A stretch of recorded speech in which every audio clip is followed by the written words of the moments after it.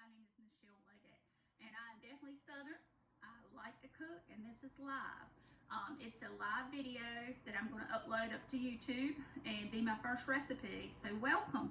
I have been told that my candied yam biscuits are pretty darn good. I couldn't bake them one day fast enough that people could pick them up, and I'm like, what should be my first recipe? And I thought it would be that. So I'm going to go ahead and put a batch of these in the oven, and then we're going to talk while they're baking. They only have to bake about 10 minutes. But the candied yam biscuits, first of all, what you have to do is measure out 2 cups of all-purpose flour. And then in here, I've already pre-measured a tablespoon of baking powder. I've got a teaspoon of good cinnamon that has a good flavored oils in it. And then I have a 1/4 teaspoon of salt and a 1/2 teaspoon of pumpkin pie spice. So I'm just going to put that in here with the flour, and I'm going to use this balloon whisk. You can use any whisk you want to, but I'm just going to kind of mix it up here. No rhyme nor reason. Just go round and round till it looks pretty good to you. All right, now we're going to add some wet ingredients. I bake my own homemade candied yam. I'm a good Southern girl. People say they're mighty good, they're mighty tasty. It was my late mother-in-law's favorite thing that she ate when she came over. So I want to tell you, you can use these, whatever candied yams you like. Or you could use just plain roasted sweet potatoes that are mashed up. But my candied yams typically have some Karo syrup in them, some butter, and I roast my sweet potatoes beforehand and make candied yams out of them. Traditional, you can look up Southern candied yams recipes all day long. And these happen to have cinnamon in them. Some people are allergic to cinnamon. I did not know that until last fall. You know, we're getting allergic to everything, God bless us. But anyway, I'm going to put this in here in a minute. But I've got a combination of butter flavor Crisco and real butter. Real good, heavy fat butter. See, this is live, y'all. That wouldn't have happened in somebody else's kitchen. So, you hold on to your glass bowls very tightly and put the butter in there. Y'all gonna hear me say some words that are Southernisms for Eastern North Carolina. One of them is dang it. Oh, I try not to say any ugly words, but anyway, we're going to cut this butter, and cold butter into flour creates steam, which lets your biscuits puff up, and that's the whole idea. And I have found the combination of half Crisco and half butter to be really good in recipes that call for all shortening. I like to throw a little butter in there. Yes, I'm a Paula Deen fan. Always have been, always will be. Go to her restaurant, follow her boys. She is just everything to me. She's a good example, and I will never be as good as her. But I will do my best. That's all we can all do, is get up in the morning and try our best.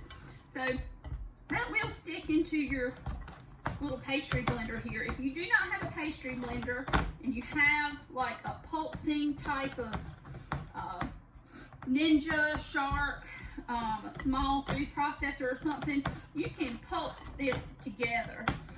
But a good old-fashioned pastry blender does the job. And once you have put those in there, and they're pretty well mixed, it doesn't have to be perfect, but you're going to see it resemble little pea-sized globules. Okay, that means you work that butter and that flour together, and this is when you can work it before you add the liquid. This does not hurt it as far as being tender or soft, but you do not work any kind of dough, whether it's cookie dough, biscuit dough, or anything, after you have added liquid to it. That stuff's going to be a hockey puck. A hockey puck. That is mention, shout out to my friend Melissa, who is joining hockey season coming up. Now I'm going to put this cup of candied yams that just been mashed up. And anybody got these left over from New Year's? Perfect. Perfect. You know, I think what I'm going to do is just kind of put the flour on top of it and mash it in, kind of fold it in, and just get it in there and work it until it's kind of, I'm working with the flat part of my spatula to mash it into the flour. That way I'm not getting flour everywhere. I'm pushing it down rather than poofing it up and getting it everywhere. And that comes from experience too, y'all. I've done this a time or two. All right, so I've got that kind of mixed up in there. It's not perfect. Again, this is live, so if someone wants to get out the bowl. I'm trying to use my glass bowl so y'all can see, not my high-sided bowls. And I think that's mixed together pretty good.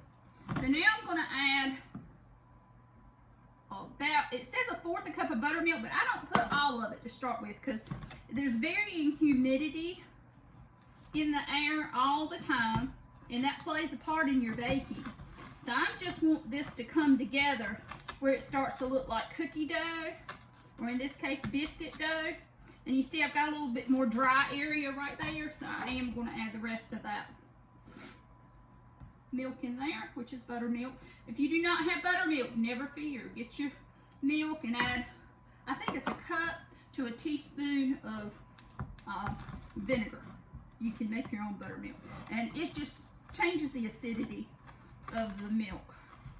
I have done that many a time too, but I just did happen to have some buttermilk because I had made some scratch-made cakes for Christmas.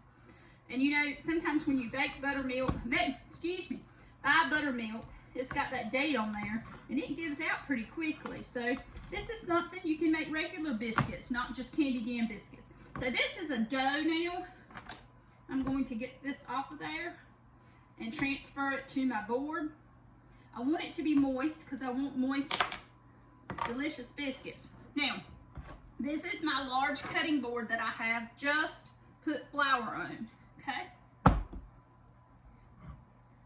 And I transfer all of that on there.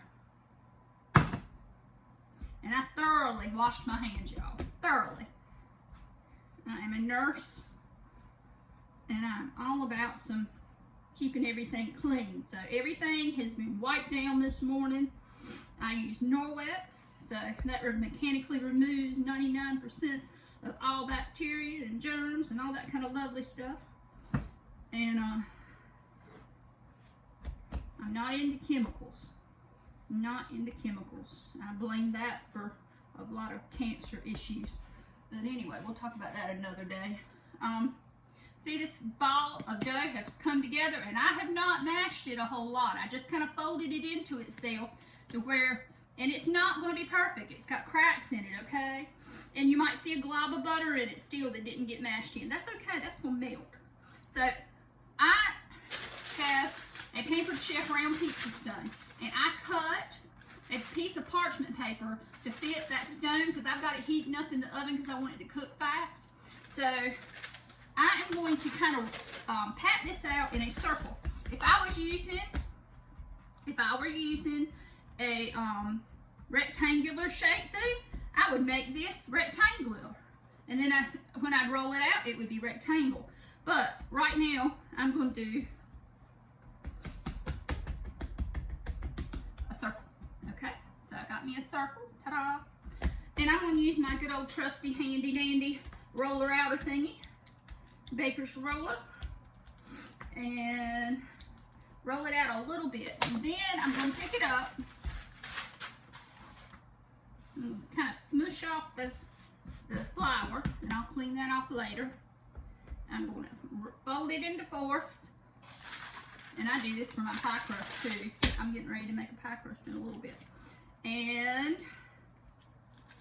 okay, I just transferred that to the piece of parchment paper. Do you not love parchment paper? So what I'm doing here is kind of pushing on both sides so the edges will be neat. You don't have to do that. These are your biscuits. You do what you want to do. If you don't like cinnamon, leave it out. You don't like butter, use all butter flavor Crisco. You know, tweak it and make it yours. That's what I've done. That's how I came up with my candied yams recipe. That's how I perfected this recipe. So all I'm doing is going around. Now, if you like really thin biscuits, you can roll this out to the edge. I happen to like a little meat in my biscuits. I don't want them doughy, but I want to know that I've had a biscuit, not just a piece of cracker. Does that make sense? Okay.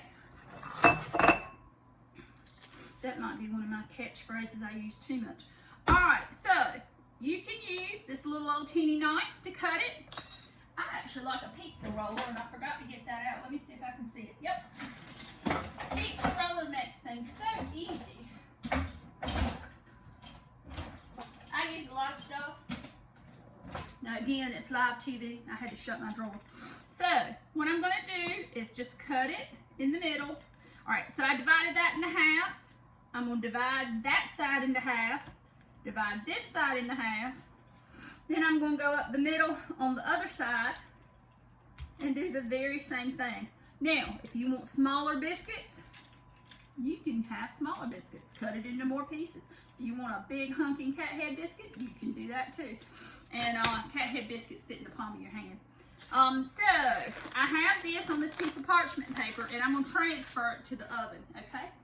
So I'm gonna put that on that pizza stone, and it will be baking away at a 425 degree oven for about 10 to 11 minutes, depending on how hot your oven is. Let's see, I'm gonna set it for 10. My goal is this, okay? If you're new to baking something, you don't know how your oven bakes something versus my oven, okay?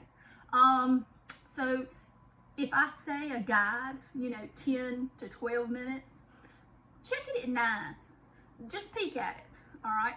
If it's not starting to get brown around the edges, and you can use a little, a knife or a fork or something, lift up the bottom. If it's not a little brown, leave it alone.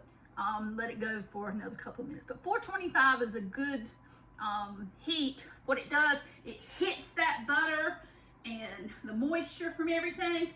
It pops that, creates steam. And if you've ever been burned by steam, what do? You lift it up and get it out of the way. Well, that flour's trying to do the same thing. It's trying to get away. So, but that creates a rise, and along with the baking powder. While that's baking, I'm gonna go over one more thing, and then I'm gonna pause the video till I come out of the oven, because you don't wanna look at me for 10 more minutes, okay? But there's something important I want to tell you. I measure out ingredients in grams. I didn't do that when I was starting to bake and anything, because we didn't have any kind of measuring tool like this. We had grandma's cups or mama's cups or something like that, and we just scooped things out. Well, here is the flour that I use, and I'm going to take this clean bowl right here and scoop 1 cup of flour like I used to do, and I pack it on the side and even it out, and that's 1 cup of flour, right? Well, I'm gonna measure this. 1 cup of flour, 30 grams is a 1/4 cup, so 30 times 4. This is a math lesson too, y'all pay attention. Baking is very, very mathematical and science and chemical related, so this is a good thing to do with your youngins. Keep them away from anything that's going to burn them, of course, but they can help you measure out ingredients. They can take the whisk and go around. But let me get back to this. I get off on a tangent, and I'm good at that. So I'm going to weigh this out, and if this should work, the people at this factory know that 1 cup of flour is equal to 120 grams. All right, let's see how many grams this weighs out. This weighs 354 grams. Really? Versus 120. So I've got a lot more flour there than I'm supposed to have for a cup of flour. And that's how these homemade cooks that really are just getting started and don't realize it, they are packing that flour in there like packed brown sugar, and you can't do that. I'm gonna show you something. All right, I'm gonna put that in there, and I'm gonna hit 0. I think 150 grams of that was the weight of that bowl. I forgot to subtract that out. But anyway, when you put something heavy or a container on a scale like that, you have to hit the 0 button. So that takes out the weight of the vessel. And then you just start putting this in there. Again, that's live TV. Y'all would have never known it. Okay, that's 117. That's 120. Okay, so that is a cup of fluffed flour. It's fluffed, y'all. So the easiest way for you to do that without a scale is this. And I'm going to check myself and see how close we come. And I think you're going to get mighty close if you'll do this. If you're measuring out your flour, stir up your flour and fluff it up with a big old spoon and spoon it into here and just kind of shake it over, shake it back, shake it back, shake it back. And yes, it's going to get messy. If you bake with flour, bake with powdered sugar, it's going to end up in places. All right, so that's pretty darn close. If I had a straight edge, I'd go straight over with that. Let's see how I'm doing with that. That's 128 grams. I'm still over by 8 grams, but still, it's much, much better. Let's see, 350. It was a good 200 grams in there, even if I take the weight of the bowl, is what it was when I scooped it out. And I'll revisit that, okay? 128, which is supposed to be 120, which, you know, that's not bad, versus the old way I used to do it, 178. So it was pushing 200. So that is a lot more flour, and that's why your stuff gets dry, and it's too dry, because you use too much flour. So weigh out your flour. I encourage you to get you a little scale. Mine was like $14, $15 on Amazon, or try to buy local if you can, if you've got a local little electronics store. I always promote that. And so anyway, I'm gonna pause the video until I take these out of the oven. I'm just pausing it. I promise it's still live.